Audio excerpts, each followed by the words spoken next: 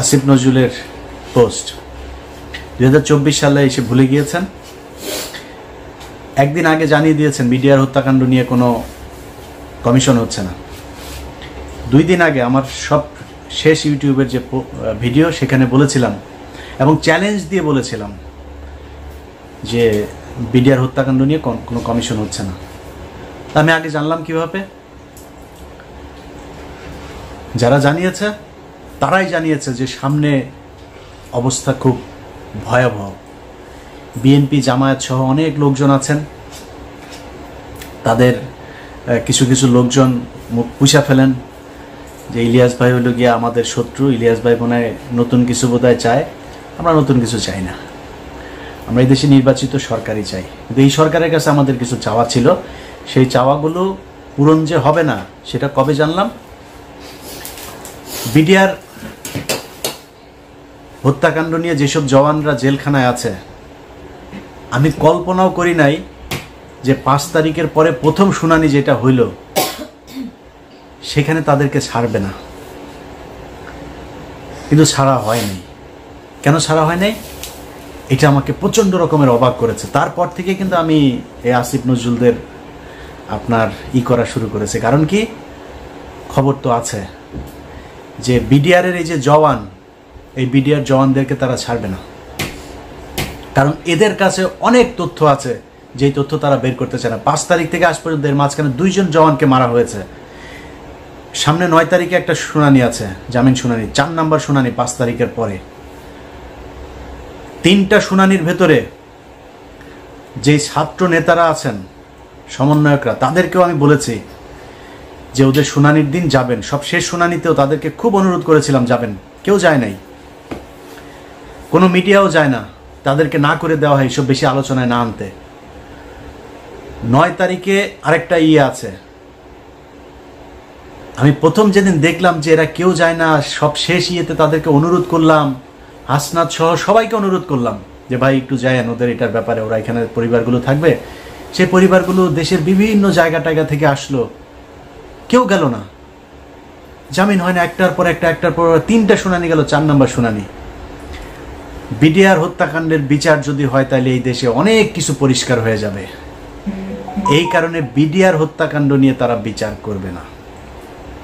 আপনাদের মনে আছে বিএনপির পিন্টু ভাইকে জেলখানায় স্বাভাবিক মৃত্যু হয় নাই, তাকে মেরে ফেলা হয়েছে। কারণ পিন্টু ভাইকে যদি বাঁচিয়ে রাখতো তাহলে পিলখানা হত্যাকাণ্ড নিয়ে অনেক ঘটনা বের হয়ে যাইত, এই কারণে তাকে মারা হয়েছে। এখন এই যে বিডিআরের যারা সৈনিক আছে, আমি এটা আমার কাছে কেউ কিছু বলে না, কিন্তু আমার ধারণা, ধরেন সব শেষ এখানে যেই এই শুনানির পরের যে মাঝখানের যে সময়টা, এই সময়ের ভেতরে তারা একটা পরিকল্পনা করতে পারে। যেহেতু এটা নিয়ে অনেক আলোচনা হচ্ছে, আমরা এখান থেকে কয়েকজন সৈনিক ছাড়বো, সবাইকে ছাড়বে না, কান কেটে ফেলে দেব যদি সৈনিকদের সবাইকে ছাড়ে। আরেকটা চ্যালেঞ্জ নিলাম, যান, ভিডিও রেখে দিলাম, তো ভিডিওটা রেখে দেন। 9 তারিখ, জানুয়ারি 9 তারিখের পরে তারপরে এটা নিয়ে আপনারা চ্যালেঞ্জ আমার এটা গ্রহণ করবেন। তো এদেরকে ছাড়া হবে না। প্রথম ঘটনার পর থেকে বুঝলাম যে না, আমরা তো আসলে বিজয় উদযাপন করলাম, এত নাচাগানা করলাম, এই সরকার তো আসলে আমাদের সরকার না। এদের ভেতরে ডক্টর মোহাম্মদ ইউনূসকে সামনে রেখে সব ভেজাল চিটা সব এটার ভেতরে ঢুকিয়ে দেওয়া হয়েছে। ইন্ডিয়ান পুরো সেকেন্ড লেয়ারের যা আছে সব এই জায়গায় বসানো। ডক্টর মোহাম্মদ ইউনূস চাইলেও কিছু করতে পারে না। এখন ডক্টর মোহাম্মদ ইউনূসের সামনে রাস্তা একটাই আছে, উনি যে কোনো দিন শুনবেন যে উনি চলে গিয়েছে দেশ থেকে। এরপরে কি হবে? পুরো সেট আপ সাজিয়েছে আসিফ নজরুল, মাহফুজানা, মতিউর রহমান। সব জায়গায় বিএনপির কিছু লোকজন আছেন, তাদের খুব মনে হয় আমার নিয়ে মনে হয় খুব কষ্ট কিছু, মানে আমি ঢালাওভাবে বিএনপি জামাতকে নিয়ে ঢালাওভাবে কথা বলার মতো স্পর্ধা আমি দেখাইতে পারবো না। এই দলের মানুষ আমাকে প্রচণ্ড ভালোবাসেন, আমাকে প্রচণ্ড শ্রদ্ধা করেন, তাদের নিজেদের মানুষ মনে করেন। তারা ধান খেতে ঘুমিয়েছেন, তাদের অনেক মানুষ হত্যার শিকার হয়েছে। এই সব শেষ আন্দোলনেও 95% মানুষ জামাত এবং এই বিএনপির লোকজন মারা গিয়েছেন, শহীদ হয়েছেন যারা। অতএব আমরা এদের ব্যাপারে কথা বলতে গেলে রেসপেক্ট করে কথা বলতে হবে, আমার ব্যাপারে কথা বলতে গেলেও একটু রেসপেক্ট দেখায় কথা বলতে হবে। আমাকে বলা হয়েছে যে জামাতের একটা গতকালকে একটা প্রতিবাদ জানিয়েছে আমার একটা বক্তব্য। সেই বক্তব্য হচ্ছে, আমি বলেছি জামাতের যে নায়েবে আমির আছেন ওই যে তাহের সাহেব, এই তাহের হচ্ছে রয়্যাল লোক। এটা বলার পরে তারা প্রতিবাদ জানিয়েছে আমার এই বক্তব্যের।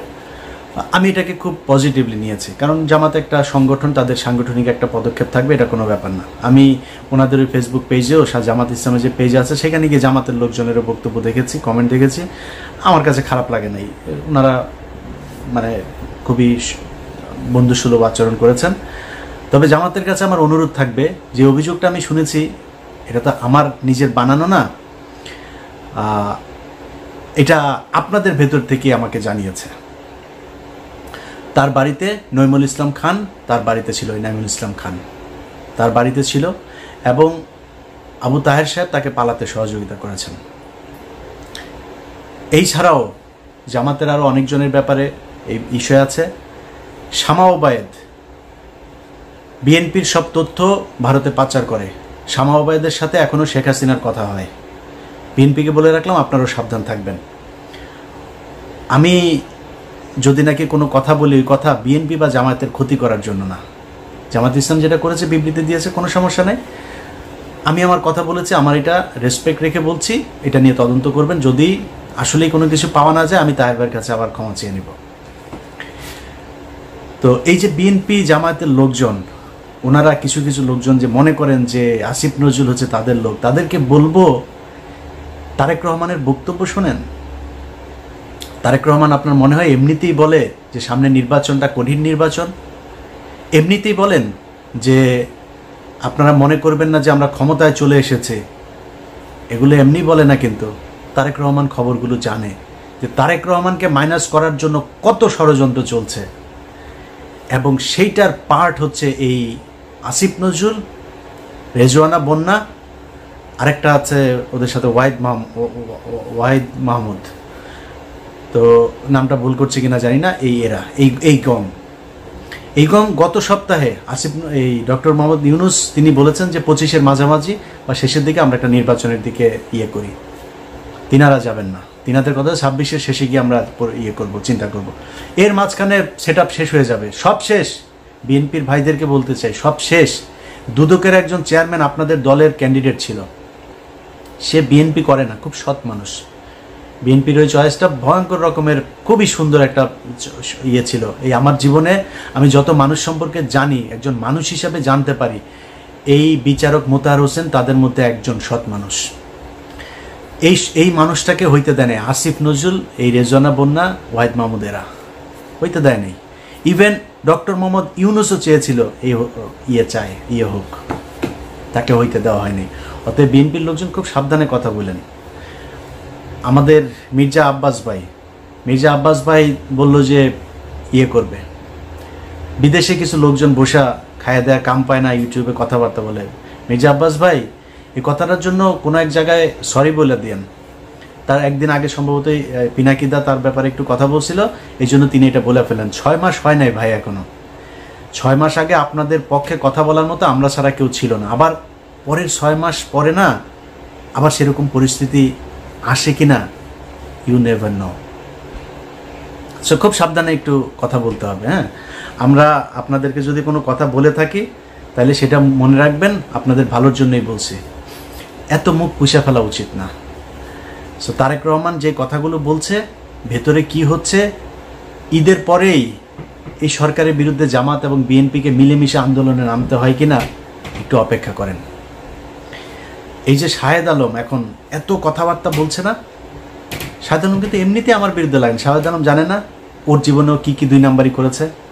ও যে বিয়েটা করেছে, এই বিয়েটা একটা থানার ভেতরে বিয়ে হয়েছে। আশুলিয়াতে 2 জন এই গাড়ির ভেতরে করছিল, ওইখান থেকে পাবলিক ধরে আপনার একটু টানা হেঁচড়া করলো, এরপরে পুলিশ আসলো, এসে তারপর ধরে নিয়ে গেলো, পাবলিকগুলো ওর বিয়ে করাইতে হবে। এবং একই সময় তার আরেকজনের সাথে সম্পর্ক ছিল, তার সাথে তার বিয়ে হওয়ার কথা, বিয়ের কথাবার্তাও চলছিল পারিবারিকভাবে। এই মেয়ে যখন ওই মেয়ে যখন শুনে টুনে তারপরে আসার পরে এই মূল্য বললো যে আমাকে বিয়ে করতে হবে। এই পাবলিক পুলিশ মিলে এর সাথে বিয়ে দিয়ে দিয়েছে। চ্যালেঞ্জ করেন, ওরা চ্যালেঞ্জ করেন, আমি থানার নাম টাম সব কিছু বলে দেবো। ওই ওসিরে খোঁজার চেষ্টা করতেছি। এই হচ্ছে শাহেদ আলম। আরও অনেক কিছু আছে, কিন্তু ও আমার সাথে কেন লাগলো জানেন? বিশাল বড় স্বার্থগত একটা দ্বন্দ্ব এই জায়গায়। কি দ্বন্দ্ব? শাহেদ আলমের আসিফ নজরুলকে দিয়ে যে ধান্দাবাজি সে করছে, এই ধান্দাবাজি তো সে বিএনপি আসলে করতে পারবে না। কারণ এ তো সে ভিডিও তো আমাদের কাছে আছে যে তারেক রহমান লন্ডনে থাকে, সেটা নিয়ে সে জানে না। তারেক রহমান কে সে চিনিই না। তো আমরা জানি একজন যিনি চেয়ারপারসন তিনি জেলে আছেন, ভারপ্রাপ্ত যিনি চেয়ারপারসন, কিংবা উনি কি মহাসচিব নাকি লন্ডনে যিনি আছেন? না, উনি এখন ভারপ্রাপ্ত চেয়ারপারসন। শাহেদ আলম চেষ্টা করছে এই সরকারকে যতদিন রাখা যায় এবং আসিফ নজরুলকে যতদিন রাখা যায়। আসিফ নজরুলের এই দেশে গিয়ে এবার ধান্দাবাজি করে আসছে কিছু, এখনো চলতেছে, এখানে বসেই তদবির বাণিজ্য চলছে। আসিফ নজরুল না থাকবে, তারে না থাকলে এটা করে দিবে কে?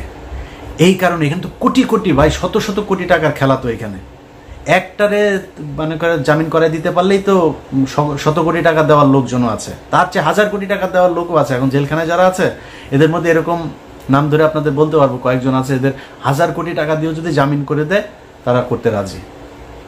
আমার কাছেই অফার আছে। তো এই বিষয়গুলো কিন্তু এখানে হচ্ছে, যেই কারণে শাহেদ আলম এখন আমাকে নিয়ে ন্যাকেট হয়ে তারপরে নেমেছে। শাহেদ আলম, আমি তোমার আগেও বলেছি, এখনও বলছি, তুমি ভাবা এই যে বিরিয়ানির দোকানে 1000 টাকা করে নিছ, তুমি এত বড় একজন লোক, আমি উবার চালাই, এটা নিয়ে তোমার এত কষ্ট, তোমার মতো এত হাই লেভেলের একজন লোক, তুমি বিরিয়ানির দোকানে যা 1000 টাকা নিলা, এটা কেমন ধরনের হয় শাহেদ আলম? তুমি এখন এই লোকের আবার আইনা ভিডিও বানায় তুমি ছাড়ছো। ওই লোকটা আমার ওইখানে বক্তব্য দিয়ে দিয়েছে, তুমি তার এলাকার লোক, বউ নিয়ে আসছিলা, খাইতে পাইতা না, সাহায্য করেছে। এবং সেই সাহায্যটা কোত্থেকে করেছে? সাংবাদিকদের যেই ভিক্ষা দেয় না খলিল ভাই এখানে অনেক সাংবাদিকরা ভিক্ষা দেয়, ওই ভিক্ষার হ্যাঁ, ফুল রেকর্ড শুনবা। সো বেশি পাকনামি করতে চায় না, নিজের নিচে পরিষ্কার না করে তারপরে কথা বলে লাভ না। আমার নিয়ে খেলবা, আমার নিয়ে খেলতে আসো। আমি ইলিয়াস, আমার নিয়ে বহু খেলাধুলা হয়েছে, বুঝো নাই? এখানে যখন আসছি না, পুলিশ আসছে বাসায়, আমার নিয়ে এখানকার দূতাবাস থেকে শুরু করে আওয়ামী লীগের সবাই মিলে লাগছিল আমার নামে। এমন কোনো মানে ইসলামী টেরোরিস্ট থেকে শুরু করে সব খালি 2-3টা কথা বলে আমার নিয়ে পুলিশের কি কি ছিল, ইনভেস্টিগেশন ছিল। হ্যাঁ, আমার বাসায় আসছে আন্ডার কভার, এসে তারপরে জিজ্ঞেস করেছে আমি রিলিজিয়নে বিশ্বাস করি কিনা। আমি ওদের উত্তর দিচ্ছি একদম, আমি বলছি I strongly believe in god. আমি নামাজ পড়ি কিনা, কোন মসজিদে যাই, কত অফেন যাই মসজিদে, হ্যাঁ, কোন কোন মসজিদে যাই, এই কোশ্চেন। আরও কি কি এগুলি বানানো টানানোর এগুলির কথা বলা হয়েছে, আমি নাকি কি কি বানাই টানাই, এগুলি অভিযোগ করছে। তো অফিসাররা আমি শেষ পর্যন্ত যা যা বললাম, অফিসার আমার ইউটিউব চ্যানেলটা একটু দেখলো যে তুমি এরকম মেয়েদের নিয়ে নাকি তুমি বাজে কথা বলছো, এই সেই। তখন আমি বললাম হ্যাঁ, এই সাংবাদিক মেয়েরা আমার নিয়ে উল্টাপাল্টা কথা বলছে। কে সে? বলছে এই যে একটা টেলিভিশন, বেসরকারি টেলিভিশনের সাংবাদিক বাংলাদেশে, তারা আমার নিয়ে ক্রিটিসাইজ করে, আই ক্রিটিসাইজ দেম ব্যাক, এগুলি বলছি, সবই তারা জানাই দিচ্ছে। জানার পরে ওকে সে আমার কার্ড দিছে, কার্ড দিয়ে বললো যে কল মি, আমি 24/7 অ্যাভেলেবেল, তোমার যখন ইচ্ছা কল দিও। এরকম আরও অনেক তদন্ত হয়েছে ইলিয়াসের নিয়ে। আমার গ্রিন কার্ড পাওয়ার কথা আরও অন্তত 5 বছর আগে, সেই গ্রিন কার্ড মানে আমার কেস অ্যাপ্রুভ হয়েছে আজ থেকে 1.5 মাস আগে। সো গ্রিন কার্ড আরও কয়দিন লাগবে জানি না, কিন্তু এই গ্রিন কার্ড পাইতে পারতাম বহু আগে। যখন এখানে 2016 সালে আসছে না, সেই 16 সালে শাহেদ আলম, তুমি যেরকম 2 নাম্বারই ভণ্ডামি করে এখানে কাগজ নিছো না, ইলিয়াস চাইলে 16 সালে ওই ভণ্ডামি করতে পারতো। আমারে গণজাগরণ মঞ্চের বানাইতে বলছে আমার লয়ার, যে আপনি গণজাগরণ মঞ্চে, তখন 2016 সাল, সবাই এটা দিয়ে কাগজ বানাচ্ছিল, যে অ্যাপ্লাই করছিল তাকেই কাগজ দিয়ে দিচ্ছিল। আমি আর এটারে করি নাই। কেন করি না জানিস? কারণ ওইখানে যায়া লিখতে হইতো, আমার লয়ার আমার বলতেছিল যে খালি তোমার নাম চেঞ্জ করে দিলে হবে, একই ঘটনা সবাই দিয়ে দিচ্ছি, কেস হয়ে যাচ্ছে। যে বাংলাদেশের ফান্ডামেন্টালিস্ট যারা আছে তারা মানুষের ধরে ধরে জবাই করছে, ওই যে অভিজিৎ হত্যাকাণ্ড হইল, তখন এরা জবাই করছে। তারপরে গণজাগরণ মঞ্চে এরকম ইসলামিক যে ফান্ডামেন্টালিস্ট আছে, যে তারা এখানে এটার একটা টেরোরিস্ট একটা অর্গানাইজেশন হিসাবে কাজ করছে, এরকম কথাবার্তা। আমি চিন্তা করলাম যে আল্লাহ যদি আমাকে আমেরিকার কাগজ লিখে রাখেন বা আমাকে ভালো রাখেন, সেটা আমেরিকায় থাকলে হবে, বাংলাদেশে থাকলে হবে, যেখানে আল্লাহ মনে করেন ওইখানে। কিন্তু আমি এগুলি বলে আমি কোর্টে যাব, আমি ইমিগ্রেশন অফিসারের কাছে যাব, সে আমার এই লেখাটা পুরো পড়বে, পড়ে দেখবে যে আরে মুসলমানরা এত খারাপ। আমি ওই রাস্তায় শাহেদ আলম যাইনি। কি বলতে চাচ্ছি সেটা তুমি খুব ভালো করে বুঝতে পারছো। অতএব ওই কাগজ আমি নেই। আর এরপরে এখানে এই যে উবার চালায় খাইটাই এগুলি বলে পাবলিকরে কি বলদ বানানো যাবে? তোর বাসায় মহিলা মানুষ যেই কটা আছে সব কটা প্রেগনেন্ট হয়ে যাওয়ার কথা, যেই গালি পোলাপান তোরে দিচ্ছে, আমার এই গালি দিলে জীবনে কোনো দিন ইউটিউবের সামনে আসতাম না। মানুষের সামনে যায় বলিস তুই এলি বিশাল জমিদারের নাতি, 1000 টাকা নিয়ে খলিল বিরিয়ানির থেকে খাওয়া লাগে।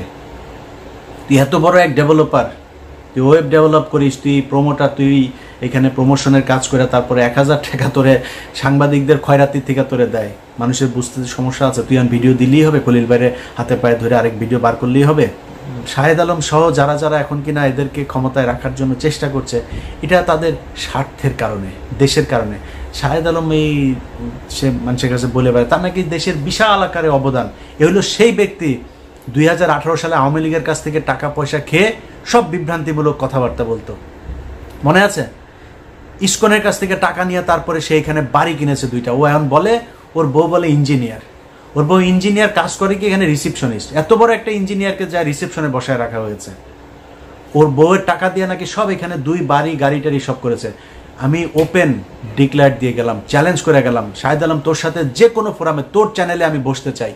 আমি আমার ট্যাক্স ফাইল থেকে শুরু করে আমি আমার স্বচ্ছতা নিয়ে আসবার। তোর বউ ইনজানুয়ার একটা আছে না, তোর বউ ইনজানুয়ার কোন জায়গায় ইনজানুয়ারি করে তারপরে এই তোর বাড়ি 2টা করে দিল, ট্যাক্স ফাইল দেখা। এই দেশে তোর বউর মতো এত বিশাল বিশাল বড় একজন নাসার ইঞ্জিনিয়ারে তো তুই করতে পারবি না, তাই না? টাকা ছাড়া তো ক্যাশে তো আর টাকা দেয় না, তাই না? চেকের মাধ্যমে টাকা দিয়েছে। সো চেক আছে, চেক দেখাইস, কান কেটে ফেলবো। এখন তোর বাপ আসিফ নজরুলের কাছ থেকে আরও ধান্দাবাজি করে আরও বাড়ি করার চিন্তা ভাবনা করছিস। সো এইসব টাকা পয়সা তো বের হয়ে যাবে এক সময়। সম্মান আর টাকা পয়সা সব একসাথে পাওয়া যায় না। আপনারা এখন এইখানে প্রথম আলোর সব সেট আপ বসায় দিয়ে যাবেন, যতদিন সম্ভব বিএনপি বা জামাতকে ক্ষমতায় আসতে দেওয়া যাবে না, আপনারা এখানে বসে বসে খাবেন, এইভাবে চলতে দেওয়া যাবে না। বিডিআর হত্যাকাণ্ডের প্রতিটা পরতে পরতে ইন্ডিয়া জড়িত থাকা, আওয়ামী লীগের যে নীল নকশা সেটা জড়িয়ে আছে। সাগর রুনিনিয়ানা বলে বিচার করেন, আসিফ নজরুল প্যান্ট ভিজায় ফেলতো সাগর রুনিরে নিয়ে কথা বলতে বলতে, কই সেই বিচার? শাপলা চত্বর হত্যাকাণ্ড, কই সেই বিচার? যারা গুমের শিকার তারা কই? আপনাদের সময় ডিজিটাল সিকিউরিটি অ্যাক্ট এখন পর্যন্ত 5 মাস বাতিল করা যায় না, সময় পান না সিনেমা দেখতে, জানাবেন না? শামা ওবায়দরে নিয়ে হলের ভিতরে অন্ধকারে যায় বসেন, তো আমরা বুঝি না এগুলি কিছু। আপনারা সিনেমা দেখতে যাওয়ার সময় পান, ডিজিটাল সিকিউরিটি অ্যাক্ট বাতিল করার সময় পান না। এখন পর্যন্ত হাজার হাজার বিএনপি জামাতের লোকজন জেলখানায় বন্দী। গত সপ্তাহে ডান্ডা বেরিয়ে পড়িয়ে জামাত শিবিরের সাবেক সভাপতিকে রাজশাহী কোর্টে তোলা হয়েছে। আমার এই ফেসবুকে সেই ছবি দিয়েছি, ভিডিও দিয়ে রেখেছি। কেন এখনো পর্যন্ত সেটার ব্যাপারে ব্যবস্থা নেওয়া যায় নাই? কিসের জন্য? আরও কত বছর সময় চান? এমনি বসে বসে লুটপাট করবেন। আমার এই নেতা ফোন করে, ওই নেতা ফোন করে, ইলিয়াস ভাই এরা তো আমাদেরই লোক, এদের সাথে এরকম করলে তৃতীয় পক্ষ ঢুকবে। আর ভাই এরা আপনার লোক হইতে পারে, আমার লোক না। আমি তো আপনার দলের কেউ না, আমি তো বিএনপি জামাতের লোক না। বিএনপি জামাতের টাকা নিয়ে আমি কি আমার সংসার চালাই নাকি? আমি আপনার টাকায় কথা বলবো? আমি আমার যে সমস্যা, আমার সমস্যা ইন্ডিয়ায়। অথবা আমার ওইটা না পাইলে তো আমি মনে করবো না এই দেশ স্বাধীন হয়েছে। ওনাদের কথা হইল বিপি নূর, ইলিয়াস ভাই দেখেন এখানে তো অনেক কিছু করা যায় নাই। আসিফ নজরুল পর্যন্ত সে আমার ফোন করে ওই একই গান, ইলিয়াস কি অবস্থা ভাই, আপনি তো বলছেন ওখানে বসে বসে, এখানে তো অনেক সমস্যা ভাই, অনেক চাপ। আপনারা এত চাপ নিয়ে কাজ করতে বলছে কে? আসিফ নজরুল, বিপি নূরও একই, আরো কয়েকজন রাজনীতিবিদ একই আলাপ। এদের অনেক চাপ, কাজ করতে পারে না। এত চাপ, মানুষ তো জীবন দিয়েছে এই দেশে, আবার নামবে দরকার হইলে। আপনি বলেন কি করা লাগবে, বলেন, তারা আসবে, আবারও রাস্তায় নামবে, আবারও জীবন দিবে। কোথা থেকে চাপটা আসে, কারা চাপ দেয় বলে দেন। এইভাবে চাপ মনে মনে আপনি চাপ মনে করায় তারপরে সবাই মিলেমিশে ভাগ বাটোয়ারা করে খাবেন, এই জন্য 2000 মানুষ জীবন দেয়নি। অতএব যারা মনে করেন যে আসিফ নজরুল্লাহ তাদের তৃতীয় পক্ষ সারা অন্য কিছু, আসিফ নজরুল রায় তৃতীয় পক্ষ। তারাই আপনাদেরকে বিএনপি এবং জামায়াতকে মাইনাস করার জন্য আপনারা মনে করছেন বিএনপির কিছু লোকজনের এই সুবিধা, কি সুবিধা দিয়েছে?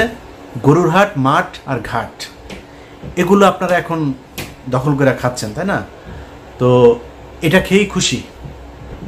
আর কিছু মামলা বাণিজ্য তদবির বাণিজ্য হচ্ছে ওই জায়গায়, এইসব এই 2 নাম্বারই কিছু কাজ, আর কিছু জায়গায় চাঁদাবাজিও হচ্ছে।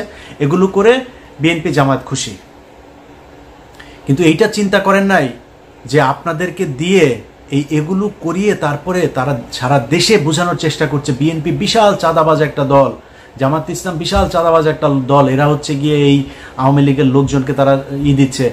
এই মিডিয়া, সেই মিডিয়া যারা কিনা আপনাদের কথা বলে না, আপনাদের নাম তারেক রহমানের বক্তব্য চালায় না এরা। তারেক রহমানের নাম বলার আগে তাকে খাম্বা টাম্বা এগুলো বলে কথা বলতো, মনে নাই? এই মিডিয়া সেই মিডিয়া একটাও চেঞ্জ করে নাই, সব ওই জায়গাতেই আছে, শুধু সময়ের অপেক্ষায় আছে। সব সেট ঠিক হইলে এই যে চিন্তা করছেন না, সব কিছু চেঞ্জ হয়ে যাবে। এই যে গোয়েন্দা সংস্থা, আপনার কি মনে হয়? মানব জমিন নিউজ করেছে, দেখেছেন গত পরশুদিন কি বলেছে তারা? যে ভারতের পররাষ্ট্র সচিব বাংলাদেশে এসে 1 ঘন্টা কোনো হিসাব ছিল না। এই 1 ঘন্টা তিনি কোথায় ছিলেন?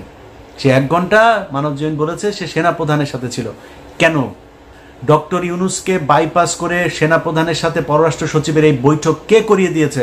এটা খুঁজে বের করতে হবে। যারা মনে করছেন তৃতীয় পক্ষ, দিন যত যাবে তত বিএনপি এবং জামায়াতের জন্য এই দেশ কঠিন হয়ে দাঁড়াবে। যারা মনে করেন যে না, ওদেরকে আরো সময় দেওয়া উচিত, ইলিয়াস ভাই এখন এত এইসব নিয়ে কথা বলার দরকার নাই। আচ্ছা ধরেন দুর্নীতি দমন কমিশন সব শেষ, যেটা বিএনপি চেয়েছিল একজনকে বসতে দেয়নি। পুলিশের ভেতরে আপনি দেখেন ডিএমপি কমিশনার, আইজিপি, কেন বাইরের থেকে আনতে হবে? কেন পুলিশের ভেতরে ডেডিকেটেড ছিল না, ডিপ্রাইভড অফিসার ছিল না, যারা কিনা মনে করেন যে একজন এসপি আছে, ডিআইজি আছে, তারা কি প্রমোশন দিয়ে উঠানো যাইতো না? বাইরের থেকে কেন আনতে হইলো? যারা কিনা প্রথম আলোতে কলাম লিখতো, কেন এছাড়া কেউ ছিল না? বিষয়টা খুব পরিষ্কারভাবে সাদা চোখে দেখতে হবে যে আসিফ নজরুল হঠাৎ করে 3 তারিখে বিশাল আকারে রাস্তায় নেমে একদম ছাত্রদের সাথে হাতে হাত দিয়ে তারপর রাস্তায় নেমে গেল। এই ফারুকি টারুকি এরা হঠাৎ করে রাস্তায় চলে আসলো। কোনো কিছুই এমনিতে হয় নাই। এগুলোর সবগুলোর পেছনে কারণ আছে। এরা কেন এসেছে, কেন এদের সাথে মিলেছে, কিভাবে এরা সরকারে চলে আসলো, কিভাবে উপদেষ্টা হয়ে যাচ্ছে, এগুলো সব হিসেব মেলাইতে হবে। সো বিএনপির যেসব নেতারা আপনার ওই সময় মতো গিয়ে তারপরে আপনাদের সামনে বলবে যে হায় হায় কী করলো, ইলিয়াস আগে যা বলেছিল সেটাই তো ঠিক হইলো, তাদের কিন্তু সমস্যা হবে না। সমস্যা হবে কার জানেন? সমস্যা হবে খালেদা জিয়ার, সমস্যা হবে তারেক রহমানের, সমস্যা হবে আপনারা যারা ধান খেতে কিছুদিন আগে ঘুমাইতেন তাদের।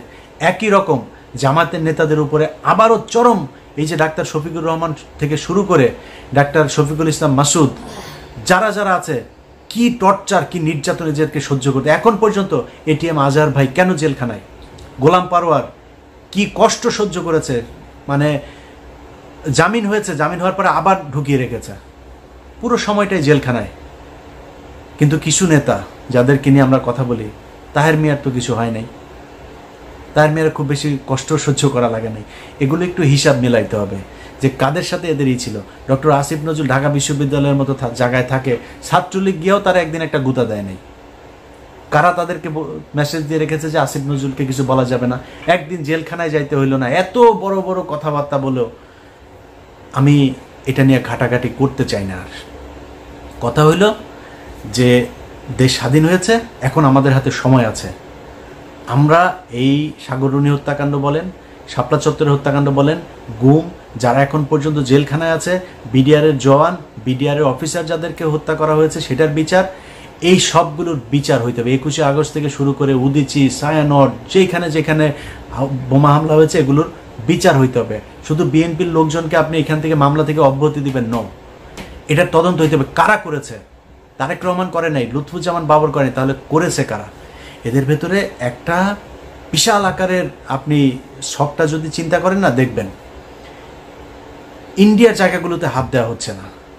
আপনি দেখেন বিডিআরের জওয়ান, তাদেরকে ছাড়া হচ্ছে না। লুৎফুজ্জামান বাবর, গিয়াসউদ্দিন আল মামুনকে কিন্তু ছেড়ে দেওয়া হয়েছে, লুৎফুজ্জামান বাবরকে ছাড়া হচ্ছে না। ডিজিএফআইয়ের আপনার সাবেক যেই কর্মকর্তা রেজ্জাকুল হায়দারকে ছাড়া হচ্ছে না। কিন্তু আব্দুর রহিম, ওনাকে কিন্তু মেরে ফেলা হয়েছে।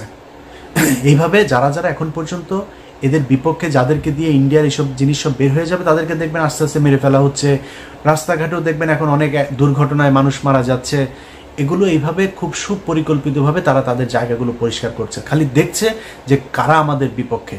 তারপরে তারা ঠিকই আবার ছবল দেবে। যাই হোক দর্শক, আপনাদেরকে আমার শেষ যে বক্তব্য সেটা আমি আপনাদের জানাইতে চাই। নিজেকে আসলেই মাঝে মধ্যে খুব অসহায় মনে হয়, যে মনে হচ্ছে কিনা আমরাই কি করছি কিনা, আমরাই কি ভুল পথে হাঁটছি কিনা, এটা নিয়েও না চিন্তা করি। তো চিন্তা করে পাই না আসলে, মানে এত মানুষ, এত বিশাল একটা দেশ ভাই, এত বড় একটা ঘটনার পরে কারো কি ইচ্ছা করে না যে না, দেশটা আসলে একটু ভালো কিছু হোক? সব মনে হচ্ছে তারা ক্ষমতায় এসে কিছু টাকা পয়সা লুটপাট করবে, সেই আওয়ামী লীগের মতো একইভাবে চলবে দেশ। এই দেশের জন্য কি করলেন রে ভাই? জিনিসপত্রের দাম থেকে শুরু করে কোনো জায়গার কার্যকর কোনো পদক্ষেপ